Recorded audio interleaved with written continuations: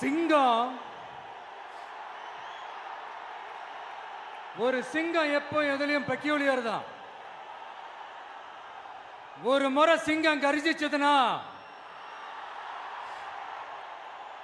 அந்த சவுண்ட்ல ஒரு 8 கிலோமீட்டருக்கு சும்மா அதிரும், எல்லா திசைகளும் அதிரும். அப்படிப்பட்ட அந்த சிங்கம் வேட்டைக்கு மட்டும்தான் வெளியில வரும், வேடிக்கை பார்க்கறதுக்கெல்லாம் வெளியில வராது. வேட்டையில கூட உயிரோடு இருக்கிற மிருகங்களை தான் வேட்டையாடும். அதுலயும் பெரும்பாலும் தன்னை விட பெரிய சைஸ் உள்ள மிருகங்களை தான் குறி வச்சு தாக்கும், ஜெயிக்கும். எவ்வளவு பசியில் இருந்தாலும் உயிர் இல்லாததை, கெட்டு போனதை தொட்டு கூட பார்க்காது. அப்படிப்பட்ட அந்த சிங்கம் அவ்வளவு ஈஸியா எதையும் தொடாது, தொட்டா விடாது. காட்டோட 4 பக்கமும் மார்க்கிங் மை டெரிட்டரின்னு தன்னுடைய பவுண்டரியை தானே வகுக்கும். அப்படிதான் அந்த காட்டையை தன்னோட கண்ட்ரோல்ல வச்சிருக்கும். சிங்கத்துக்கு கூட்டத்தோட இருக்கிறதுக்கும் தெரியும், தனியா இருக்கிறதுக்கும் தெரியும்.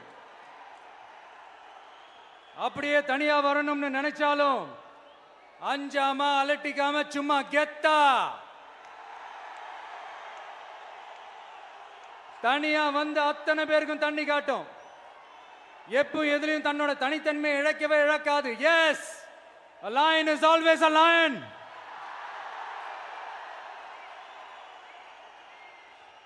There are so many jackals and other animals in the forest, but there will be only one lion.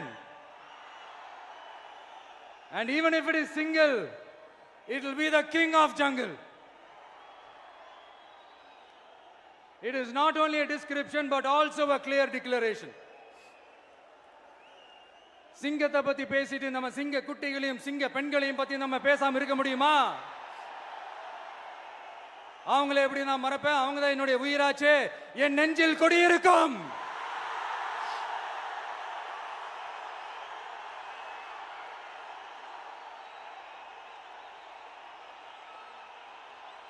என்னுடைய தோழர்களுக்கும் தோழிகளுக்கும்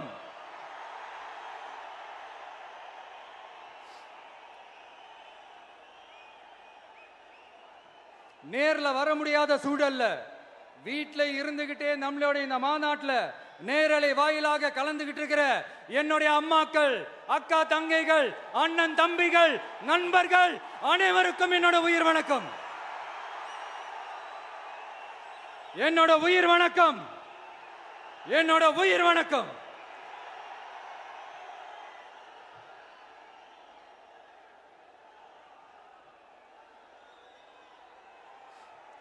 வீரம் விளையும் மாமதுரை மண்ணை வணங்குகிறேன்.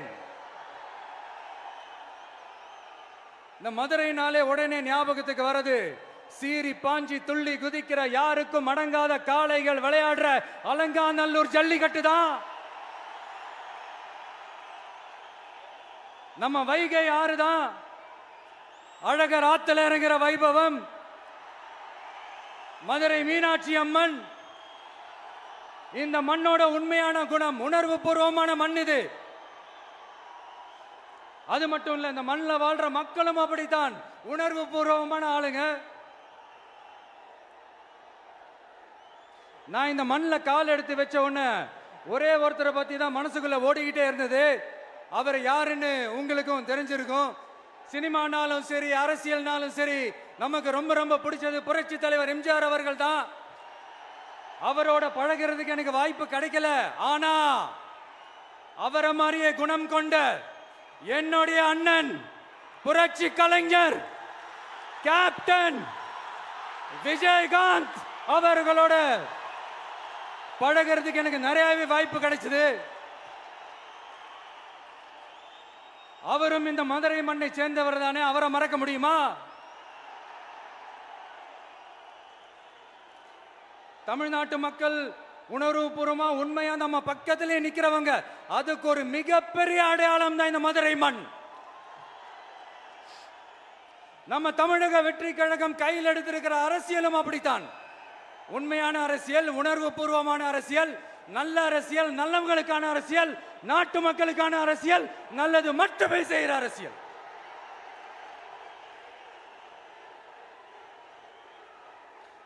இதோ நம்மளுடைய இந்த இரண்டாவது மாநில மாநாடு வாகை சூடும் வரலாறு திரும்புகிறது. அப்படி இந்த மாநாட்டுக்கு பேர் வச்சிருக்கிறோம். 1967லயும் 1977லயும் நம்ம தமிழக அரசியல் ஒரு மிகப்பெரிய ஆட்சி அதிகார மாற்றங்கள் ஒண்ணு நடந்துச்சு இல்லையா?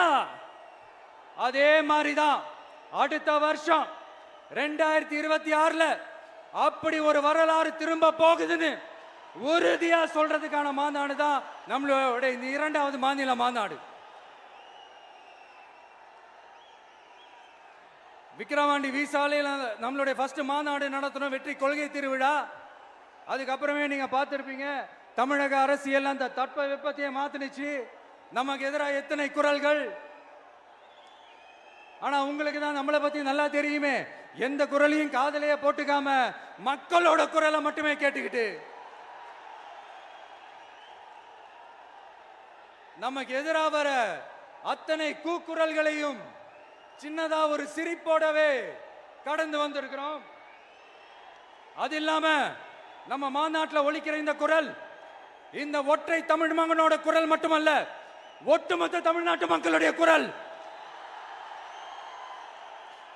தமிழ்நாட்டில் இருக்கிற ஒவ்வொரு வீட்டில இருந்தும் ஒலிக்கிற குரல், ஒட்டுமொத்த உலகெங்கும் வாழும் ஒவ்வொரு தமிழ் வீட்டிலிருந்தும் எழும் குரல்.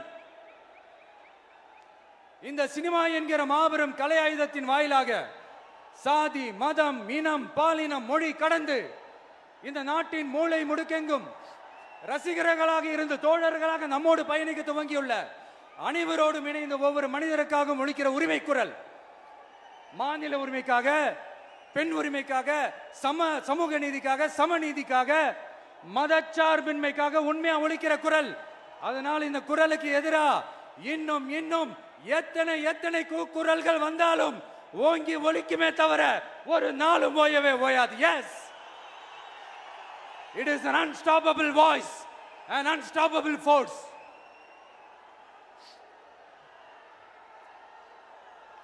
நம்ம அரசியலுக்கு வர்றதுக்கு முன்னாடி அட இவரெல்லாம் வர மாட்டாரியா, அவரே வரல, இவரே வரல, இவருங்க வர போறாரு அப்படின்ட்டு நிறைய பேர் ஜோசியம் சொன்னாங்க. அப்புறம் நம்ம கட்சியினுடைய பேர் அறிவிச்சதுக்கு அப்புறம் பேரு தானே அறிவிச்சிருக்கிறாரு, மக்கள் கிட்ட பேர் வாங்கணும்ல, அதெல்லாம் முடியாதுன்னாங்க. அப்புறம் ரொம்ப முக்கியமா மாநாடுலாம் எவ்வளவு பெரிய விஷயம், அதெல்லாம் இவர் ஒத்தால எப்படி பண்ண முடியும், சும்மா பக்கத்தில் புஷியானதை வச்சுக்கிட்டு மாநாடுல எப்படி நடத்தி காட்ட முடியும், அதெல்லாம் அவங்களால முடியாது. அப்புறம் மழை பெஞ்சு எல்லாத்தையும் கெடுத்துரும். ஏன் என் கூட இருக்கிறவங்களே கூட தான் சொன்னாங்க. அதுக்கப்புறம் என்ன நடந்துச்சுன்னு உங்க எல்லாருக்குமே தெரியும். இப்ப புதுசா ஒண்ணு சொல்ல ஆரம்பிச்சிருக்கிறாங்க. அது என்னடானா, ஆட்சியை பிடிக்கிறதெல்லாம் அவ்வளவு ஈஸி இல்லை இல்லையா. இப்ப அதெல்லாம் விட்டாங்க, இப்ப இங்க வந்துட்டாங்க. இவர் நேரா ஷூட்டிங்ல இருந்து வருவாராம், வந்து ஆட்சியை பிடிப்பாராம். அது எப்படி இவராலே முடியும், அவராலேயே முடியல, இவராலேயே முடியல, அவருக்கு அத்தனை வருஷம் ஆச்சு, இவராலே எப்படி முடியும் ஒரு பக்கம். இன்னொரு பக்கம் கூட்டம்லாம் ஓகே தான், அது எப்படி ஓட்டா மாறும் அப்படின்றது இன்னொரு பக்கம். இப்படி கதை, திரைக்கதை, வசனம், இயக்கம், பாடல்கள்,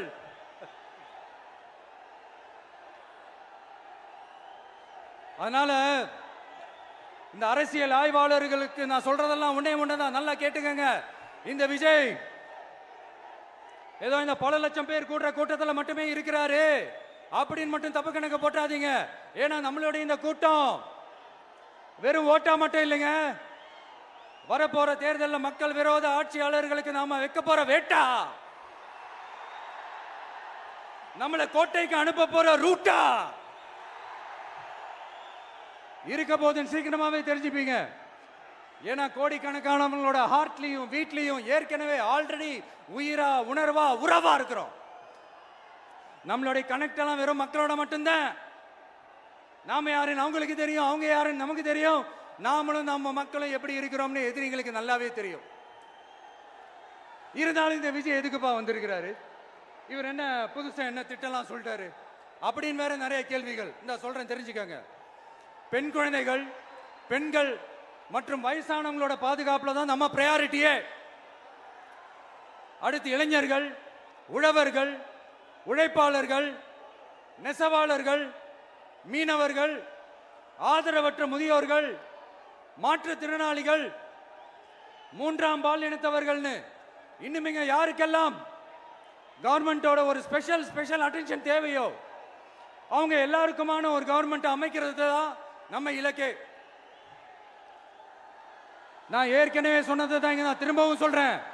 நம்மளுடைய இந்த தமிழக வெற்றி கழகம் ஏதோ அரசியல் ஆதாயத்துக்காக தொடங்கப்பட்ட கட்சியெல்லாம் கிடையாதுங்க. கொள்கை கோட்பாடுகளோடு தந்தை பெரியார், பெருந்தலைவர் காமராஜர், அண்ணல் அம்பேத்கர், வீரமங்க வேலு நாச்சியார், மக்கள் சேவகர் அஞ்சலை அம்மாள், நம்மளுடைய 5 கொள்கை தலைவர்களோட வழிகாட்டுதல்களோடு தொடங்கப்பட்ட கட்சி. நம்ம ஸ்டாண்ட்ல நாம எப்பவுமே ஸ்ட்ராங்கா தாங்க இருக்கிறோம். அதுல எந்த மாற்றத்துக்கோ எந்த சமரசத்துக்கோ துளி கூட இடமில்லை. நம்மளுடைய ஒரே கொள்கை எதிரி பாஜக தான். நம்மளுடைய ஒரே அரசியல் எதிரி திமுக தான். எப்படி? நம்மளுடைய ஒரே கொள்கை எதிரி, நம்மளுடைய ஒரே அரசியல் எதிரி ஏதோ அண்டர் கிரவுண்ட் ஆதாயத்துக்காக டீல் போட்டுக்கிட்டு டீல் பேசிக்கிட்டு இந்த அலையன்ஸ் வச்சுக்கிட்டு இந்த ஊரை ஏமாத்துற கட்சி எல்லாம் நம்ம டிவிக்கே கிடையாதுங்க. யாருக்காகவும் எதுக்காகவும் எந்த பயமும் கிடையாது. மாபெரும் பெண்கள் சக்தி நம்மளோட இருக்கிறாங்க, மாபெரும் இளைஞர்கள் சக்தி நம்மளோட இருக்கிறாங்க, ஒட்டுமொத்த தமிழ்நாட்டு மக்களுடைய சக்தி நம்மளோட நிக்கிறாங்க. அப்படி இருக்கும்போது இந்தியாவில் இருக்கிற எல்லா ஸ்டேட்லயும் வாழ்ற நம்ம தமிழ் நெஞ்சங்கள் மட்டும் இல்ல, உலகம் பூரா 100க்கும் மேலான நாடுகள்ல வாழ்ற நம்ம தாய் தமிழ் உறவுகள் எல்லாருமே என்ன விஜய் தளபதி விஜய் இல்லனா விஜய் தளபதி இப்படி சொந்தம் கொண்டாடுற கோடிக்கணக்கானவங்களோட அன்பு மாசியும் நம்மளோட இருக்கும்போது, இவங்க எல்லாருமே நம்மளோட நிற்கும் போது எதுக்குங்க இந்த பாசிச பாஜகவோட நேரடி கூட்டணியோ இல்ல மறைமுக கூட்டணியோன்னு உறவு வச்சுக்க? நாம என்ன உலகமாக ஊழல் கட்சி என்ன?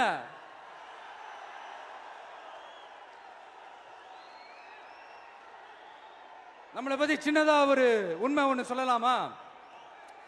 என்னடா இவர் வாயால இப்படி சொல்றாருன்ட்டு யாரும் தவறா நினைச்சுக்க வேணாம். ஏன்னா இது ஒரு விதத்துல ஒரு ஃபேக்டும் கூட. அதனாலதான் நான் சொல்லணும்னு ஆசைப்படுறேன். நம்ம யார் தெரியும்ல? நாம எல்லாருமே சொல்றேன். நாம யார் தெரியும்ல? இந்தியாவின் மாபெரும் மக்கள் சக்தி கொண்ட ஒரு மகத்தான வெகுஜன மக்கள் படை.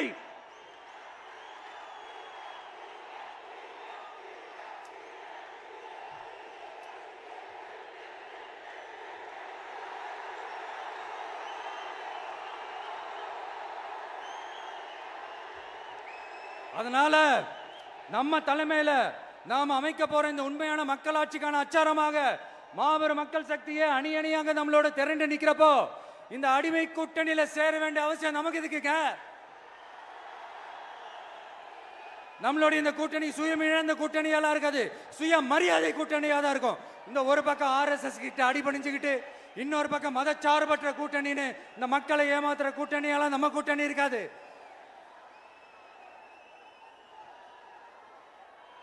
நான் இப்பவும் சொல்றேன், நம்மளை நம்பி வர்றவங்களுக்கு ஆட்சியிலும் அதிகாரத்திலும் உறுதியாக பங்களிப்பு செய்யப்படும். உடனே இந்த கேள்விகள்லாம் வரும். அப்ப யாரு கூட்டணி, யாரு வரா, யாரு போறா, இந்த கேள்விகள்லாம் வரும். இந்த கேள்விகளுக்கெல்லாம் ஒரே ஒரு பதில் தான், சஸ்பென்ஸ்ல சஞ்சாரம் செய்யுங்க. ஆனா ஒண்ணு, 2026ல 2 பேருக்கு நடுவுல தான் போட்டியே. ஒன்னு TVK, இன்னொன்னு DMK. இந்த போட்டி எப்படி இருக்க போதுன்னா, இந்த அலையன்ஸை வச்சு எப்படியாவது நம்ம தப்பிச்சிடலாம். என்ன இந்த பழைய இந்த மேத்தமேட்டிக்ஸ் அரித்மேட்டிக்ஸ் இதெல்லாம் வச்சு எப்படியாவது நம்ம தப்பிச்சிடலாம் அப்படின்னு நினைக்கிறவங்களோட அந்த கனவு ஒரு நாளும் மைப்படாது. சரி, இப்ப நம்ம வேற ஒரு ஏரியாவுக்கு ஒன்று வருவோம். எதிர்காலம் வரும், என் கடமை வரும், இந்த கூட்டத்தின் ஆட்டத்தை ஒழிப்பேன்.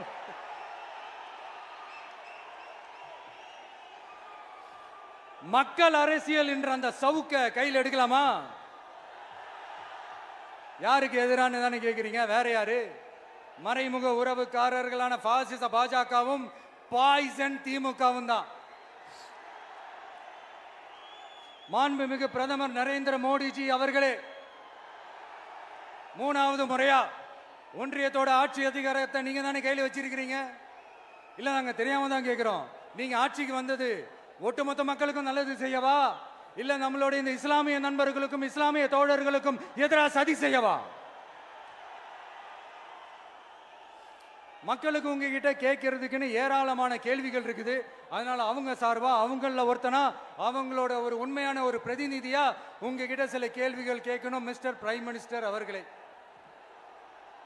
நம்ம தமிழ்நாட்டு மீனவர்கள் கிட்டத்தட்ட ஒரு 800 பேருக்கு மேல இலங்கை கடற்படையால தாக்கி அழிக்கப்பட்டிருக்கிறாங்க.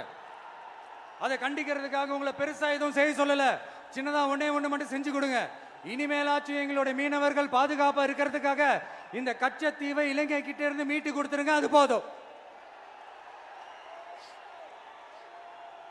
உங்களுடைய இந்த முரட்டு பிடிவாதத்தால நீங்க நடத்துற இந்த நீட்டு தேர்வு, அதனால இங்க என்னென்ன நடக்குதுன்னு சொல்றதுக்கே மனசு வலிக்குது. அதனால அந்த நீட்டு தேர்வு தேவையில்லைன்னு அறிவிச்சிருங்க, அது போதும். செய்வீர்களா திரு நரேந்திரபாய் தாமோதர் மோடிஜி அவர்களே? எங்களுக்கு என்னென்ன தேவையோ என்னென்ன நல்லதோ அதெல்லாம் செய்ய மாட்டேங்கிறீங்க.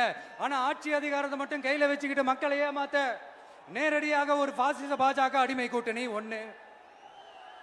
அடுத்து உங்களோட இந்த மைனாரிட்டி ஆட்சியை ஓட்டுறதுக்காக மறைமுகமாக RSS அடிமை குடும்பம்னு இன்னொரு கூட்டணி. இப்படி மக்கள் சக்தியே இல்லாத இந்த ஊழல் கட்சிகளை மிரட்டி அடிபணிய வச்சு 2029 வரைக்கும் சொகுசு பயணம் போயிடலாம்னு திட்டம் தீட்டி வச்சிருக்கிறீங்க. அதானே ஜி? என்ன ஜி? ஒண்ணு மட்டும் சொல்றேன், தெரிஞ்சுக்கங்க. என்னதான் நீங்க இந்த நேரடி மறைமுக கூட்டணின்னு குட்டிகரணம் போட்டாலும் தாமரை இலையில தண்ணியே ஒட்டாது. தமிழக மக்கள் மட்டும் எப்படி ஒட்டுவாங்க?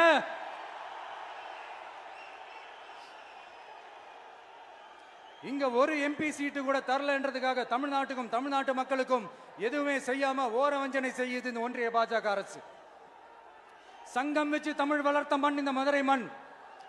அதனால இங்க அந்த கீழடியில கிடைச்ச ஆதாரங்களை எல்லாம் மறைச்சிட்டு எங்க நாகரிகத்தையும் எங்க வரலாறையும் அழிக்கிறதுக்காக உள்ளடி வேலை செய்யலாம்னு நினைக்கிறீங்க. தமிழ்நாட்டை தொட்ட என்ன நடக்கும் நீங்க பல உதாரணங்கள் இருக்குது. அதனால இதையெல்லாம் மறைச்சிட்டு எங்க மக்களை ஏமாத்திடலாம்னு மட்டும் நினைக்காதீங்க. மத நல்லிணக்கத்திற்கு பெயர் பெற்ற இந்த மதுரை மண்ணிலிருந்து சொல்றேன், உங்க எண்ணம் எல்லாம் ஒரு நாளும் ஈடேறாது.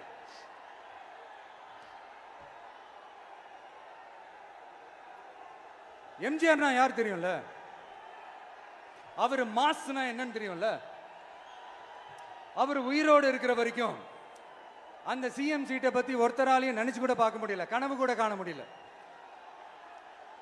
எப்படியாவது அந்த CM சீட்டை என்கிட்ட கொடுத்துருங்க, என் நண்பர் எம்ஜிஆர் திரும்ப வந்ததுக்கு அப்புறம் நான் திருப்பி கொடுத்துறேன்னு தன்னோட எதிரியை கூட மக்கள் கிட்ட கெஞ்ச வச்சவர் எம்ஜிஆர். எப்படி கெஞ்ச வச்சவர்? அதனால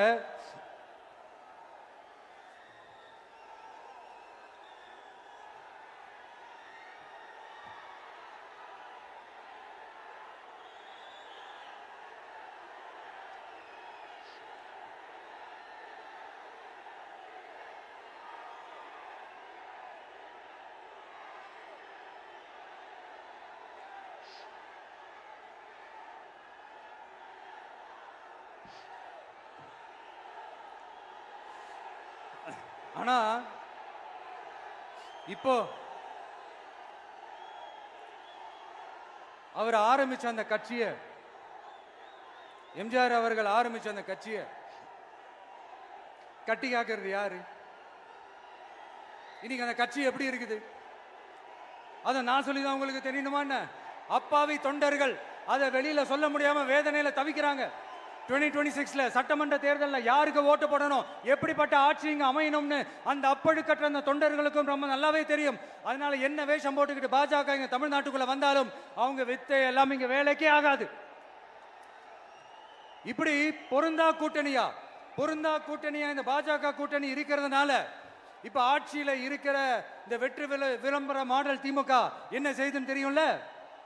பாஜகவோட உள்ளுக்குள்ள ஒரு உறவை ஒன்று வச்சுக்கிட்டு வெளியில எதிர்க்கிற மாதிரி ஒரு டிராமா ஒன்று பண்ணிக்கிட்டு எதிர்கட்சியா இருந்தா போங்க மோடின்னு பலூன் விடுறது, ஆளுங்கட்சியா இருந்தா வாங்க மோடின்னு கொடை பிடிச்சுக்கிட்டு கும்பிடு போடுறது. இது மட்டுமா?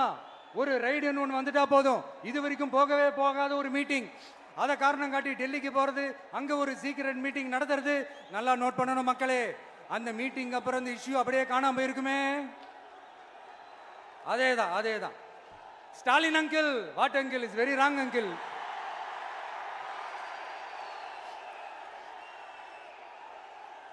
இப்படி தமிழ்நாட்டில் இப்ப நடக்கிற இந்த ஆட்சியினுடைய லட்சணத்தை பார்த்துக்கிட்டு நாம எப்படி சும்மா இருக்க முடியும்? ஒரு தவறு செய்தால், அதை தெரிந்து செய்தால், அவர் கபட நாடக மு.க. ஸ்டாலின் அங்கிளாகவே இருந்தாலும், அங்கிள் அங்கிள் உங்களுக்கு மனசாட்சின்னு ஒன்று இருந்துச்சுன்னா நாங்க கேட்கிற கேள்விகளுக்கு மட்டும் கொஞ்சம் பதில் சொல்லுங்க அங்கிள். நீங்க நடத்துற இந்த ஆட்சியில நேர்மை இருக்கா? நியாயம் இருக்கா? ஊழல் இல்லாம இருக்கா? சட்டம் ஒழுங்கு சரியா இருக்கா? பெண்களுக்கு பாதுகாப்பு இருக்கா? பொதுமக்களுக்கு பாதுகாப்பு இருக்கா? இயற்கை வளங்களுக்கு பாதுகாப்பு இருக்கா? சொல்லுங்க மை டியர் அங்கிள், சொல்லுங்க. டாஸ்மாக்ல மட்டுமே இது வரைக்கும் 1000 கோடிக்கு மேல ஊழல்னு சொல்றாங்க. அதுல மட்டுமா தப்பு நடக்குது? வேற எதுல தான் நடக்கல? உலகத்திலே மிஸ்டர் கிளீன் ரெக்கார்ட்ஸ் எல்லாம் உங்களுக்கும் உங்க கூட இருக்கிறவங்களுக்கும் மட்டும்தான் அங்கிள் கொடுக்கணும். இதை பார்த்து வாயே இல்லாத ஊரு கூட வயிறு வலிக்கு சிரிக்குது. பெண்களுக்கு 1000 ரூபாய் கொடுத்துட்டீங்கன்னா போதுமா அங்கிள்? அப்படியே அதை மூடி மறைச்சிடலான்னு பாக்குறீங்களா? படிக்கிற இடத்துல, வேலைக்கு போற இடத்துல, வெளியில போற இடத்துலன்னு அவங்களுக்கு பாதுகாப்பே இல்லைன்னு ஒட்டுமொத்த பெண்களும் கதறாங்க. அந்த கதறல் சத்தம் ஏதாவது உங்க காதுல கேக்குதா அங்கிள்? இதுல வேற உங்க அப்பான்னு கூப்பிடுறாங்கன்னு வேற சொல்றீங்க. What is this uncle? Is very very wrong uncle, is very very wrong. பெண்களுக்கு மட்டுமா பொய் வாக்குறுதி கொடுத்து ஏமாத்துறீங்க? அரசு ஊழியர்கள், ஆசிரியர்களை ஏமாத்துறீங்க, விவசாயிகளை ஏமாத்துறீங்க, பரந்தூர்ல பாதிப்பே வராதுன்னு சொல்லி ஏமாத்துறீங்க, மீனவர்களை ஏமாத்துறீங்க, போதைப் பொருள் கலாச்சாரத்தை ஒழிக்காம ஏமாத்துறீங்க. ஐயோ ஐயோ ஐயோ, very very first uncle, very very first. எப்படி கேட்டாலும் இவங்க கிட்ட இருந்து எந்த பதிலும் வரப்போறதில்லை. ஏன்னா இருந்தா தானே. இப்ப ஆட்சியில இருக்கிற நம்மளுடைய அங்கிள் பதில் சொல்றது இருக்கட்டும். மக்களை நீங்க சொல்லுங்க, நீங்க உண்மையை சொல்லுங்க. செய்வோம் செய்வோம் செய்வோம் செய்வோம்னு சொன்னாங்களே, சொன்னதெல்லாம் செஞ்சாங்களா? உங்களை தான் கேட்கிறேன், சொன்னதெல்லாம் செஞ்சாங்களா? சத்தமா சத்தமா மை டியர் அங்கிள், கேக்குதா? மக்களோட சத்தம் கேக்குதா? இது வெறும் சாதாரணமான முழக்கம் தான். கூடிய சீக்கிரம் மக்களை போய் சந்திக்க போறேன், அவங்களோட மனசு விட்டு பேச போறேன். அதுக்கப்புறம் இந்த சாதாரணமான முழக்கம் இடி முழக்கமா மாறும். அத்தோட நிக்காது. அந்த இடி முழக்கம் தமிழ்நாட்டோட போர் முழக்கமா மாறும். அந்த போர் முழக்கம் உங்களை ஒரு நிமிஷம் கூட தூங்க விடாது. நடக்குதா இல்லையான்னு பாருங்க. என்னடா இவன் இவ்வளவு ஸ்ட்ராங்கா சொல்றானேன்னு பாக்குறீங்களா? எல்லாரும் கட்சி ஆரம்பிச்சதுக்கு அப்புறம் தான் ஒவ்வொரு வீட்டுக்குள்ளேயும் போறதுக்கு ட்ரை பண்ணுவாங்க. ஆனா நாங்க அப்படி இல்லை. ஒவ்வொரு வீட்டுக்குள்ளேயும் போனதுக்கு அப்புறம் தான் கட்சியாவே ஆரம்பிச்சிருக்கிறோம்.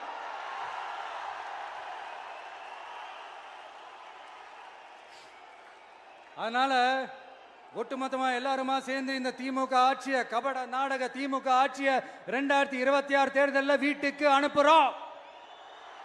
வீட்டுக்கு அனுப்புறோம். என்ன நண்பா, சரிதானே? என்ன நண்பி, செய்வீர்கள் தானே?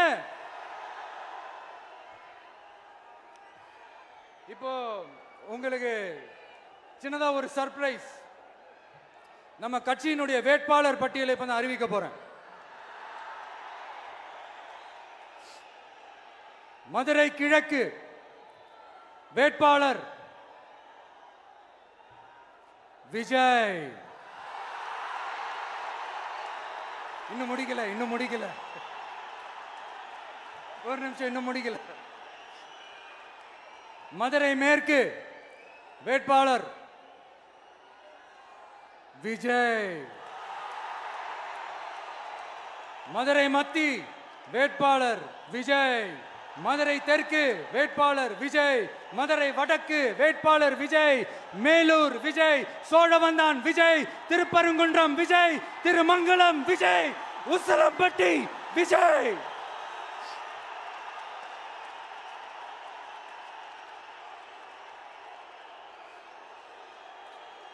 என்னடா எல்லா தொகுதியிலையும் ஒரே வேட்பாளர்னு பாக்குறீங்களா?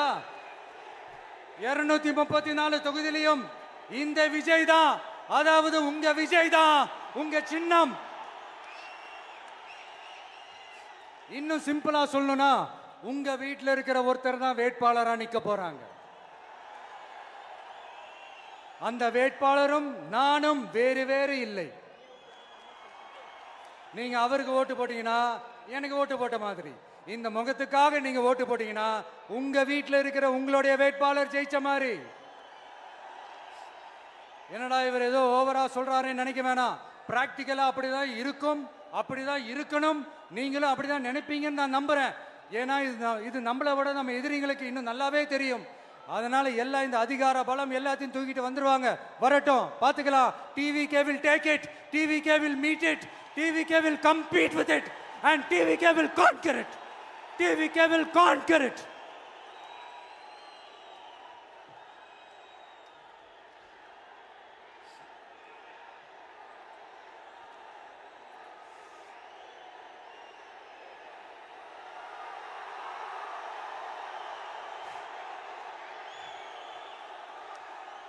இந்த நேரத்தில் நம்ம மனசுல இருக்கிறத மக்கள் கிட்ட சொல்லி ஆகணும். தூத்துக்குடி ஸ்னோலினோட அம்மா என்ன அவங்களோட தம்பி, இன்னும் அவங்க பொண்ணுக்கு நான் தாய் மாமன்னு சொன்னாங்க. அந்த அக்காவோட குழந்தைக்கு மட்டும் இல்லைங்க, என்ன அண்ணனா தம்பியா நினைக்கிற தமிழ்நாட்டில் இருக்கிற என்னோட எல்லா சகோதரிகளின் குழந்தைகளுக்கும் நான் இன்னைக்கு மட்டும் இல்ல, என்னைக்குமே ஒரு தாய் மாமனா தான் இருப்பேன்.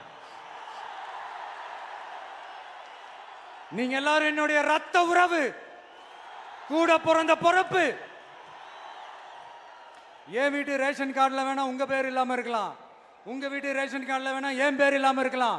ஆனா நாம் எல்லாரும் ஒண்ணுதான், உறவு தான். நமக்கு இடையே எந்த அரசியலும் உள்ள நுழையவே முடியாது. என்கிட்ட இருந்து உங்களையும் உங்ககிட்ட இருந்து என்னையும் எந்த சக்தியாலும் பிரிக்கவே முடியாது.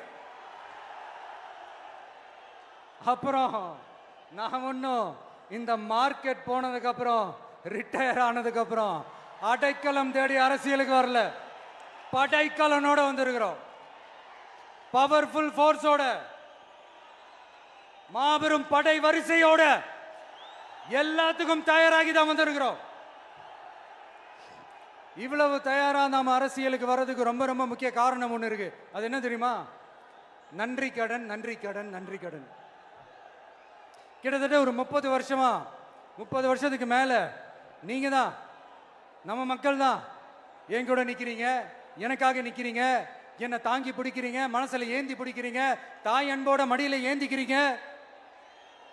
உண்மையை சொல்லணும்னா வேற யாரை விடவும் எனக்கு இந்த அன்பையும் ஆதரவையும் கொடுத்திருக்கிறீங்க. என் மேல உயிரையே வச்சிருக்கிறீங்க. என்ன உங்க வீட்டுல ஒருத்தனாவே ஆக்கிட்டீங்க. நீங்க எனக்கு கடவுள் கொடுத்த வரம்.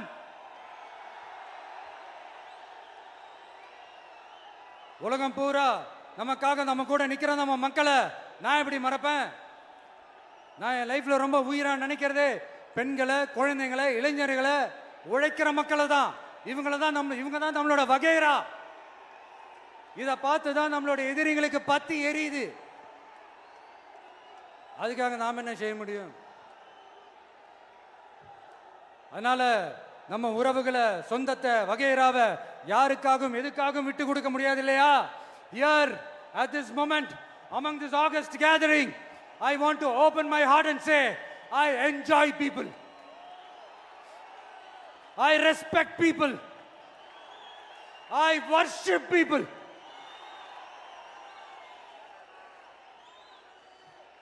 சரிப்பா, இவ்வளவு செஞ்ச நம்ம மக்களுக்கு நன்றி கடனா உன்னால முழுமையா செலுத்த முடியுமான்னு கேட்டா சத்தியமா சொல்றேன், என்னால முடியாதுதான்.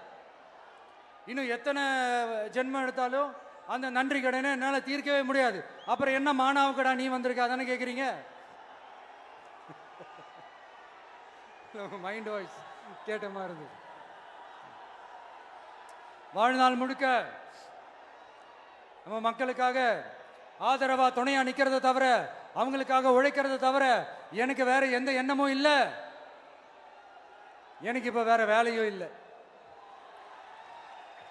இனிமே எனக்கு இதுதான் என் வேலையே, என் கடன் இனி என் மக்களுக்கு பணி செய்து கிடப்பதே. இப்படியா ஹார்ட் டு ஹார்ட் யதார்த்தமா பேசிய பழகிட்டோம்.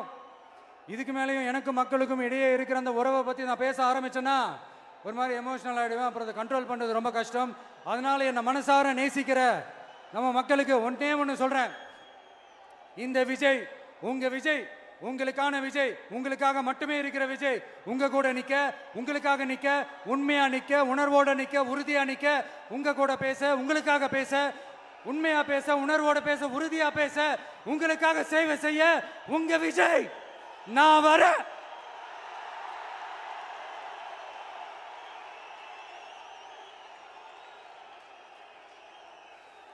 சொல்லல முக்கியம், செயல் செயல் செயல் தான் முக்கியம். செய்கை தான் சும்மா சிறப்பா இருக்கணும். நான் ஆட்சிக்கு வந்தேன்னா சும்மா அது செய்வேன், இது செய்வேன், நல்லது செய்வேன், உருட்டுவேன், புரட்டுவேன், அதெல்லாம் கிடையாது. செய்யறதுக்கு, நல்லது செய்யறதுக்கு, நல்லது செய்யறதுக்கு மட்டும்தான் இந்த விஜய்.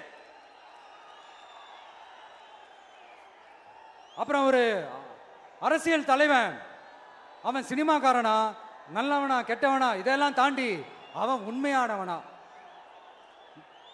அதுதான் ரொம்ப ரொம்ப முக்கியம். இது சம்பந்தமா ஒரு குட்டி கதை ஒன்று சொல்றேன். ஒரு நாட்டில் ஒரு ராஜா தனக்கு பக்கபலமா இருக்கிறதுக்காக, கூட துணையா இருக்கிறதுக்காக ஒரு தளபதியை தேடுறாரு. சரியான தகுதிகளோட ஒரு 10 பேர் செலக்ட் ஆகுறாங்க. ஆனால் அதில் ஒருத்தர் மட்டும் தான் செலக்ட் பண்ணணும். அதனால அந்த ராஜா என்ன பண்றாருன்னா ஒரு டெஸ்ட் வைக்கிறார்.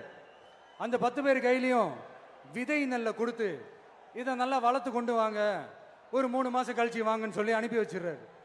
3 மாதம் கழிச்சு வரும்போது அதில் ஒருத்தர் ஆள் உயரத்துக்கு வளர்த்துருந்தாரு, ஒருத்தர் தோல் உயரத்துக்கு வளர்த்துருந்தாரு. அதில் ஒரு 9 பேரும் நல்லா வளர்த்து கொண்டு வந்திருந்தாங்க.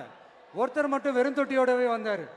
என்னன்னு கேட்டதுக்கு, நானும் தண்ணி ஊற்றி ஊற்றி பார்க்குறேன், உரம் வச்சு வச்சு பார்க்குறேன், வளரவே மாட்டேங்குது ராஜா, என்ன பண்ணுறதுன்னு தெரியலன்னு சொன்னதுக்கு ராஜா அவரை கட்டி அணைச்சிக்கிட்டு, இனிமே நீதான் என்னுடைய தளபதி, எல்லா அதிகாரமும் உனக்கு தான் சொன்னார். ஏன்னா அந்த 10 பேர் கையிலையும் ராஜா கொடுத்தது அவித்த விதை நெல், அது முளைக்கவே முளைக்காது. அந்த 9 திருட்டு பயலும் என்ன பண்ணியிருக்காங்கன்னா வேற விதை நெல்லை வாங்கி அதை வளர்த்துட்டு ராஜாவையும் மக்களையும் ஏமாத்திருக்கிறாங்க. ஆனா இவர் மட்டும் உண்மையை போட்டு உடைச்சிட்டார். அதனால ஒரு நாட்டுக்கு திறமை எந்த அளவுக்கு முக்கியமோ அந்த அளவுக்கு உண்மையும் நேர்மையும் முக்கியம். இப்போ நீங்க எல்லாரும் தான் அந்த ராஜா. நீங்க தேர்ந்தெடுக்க போற அந்த தளபதி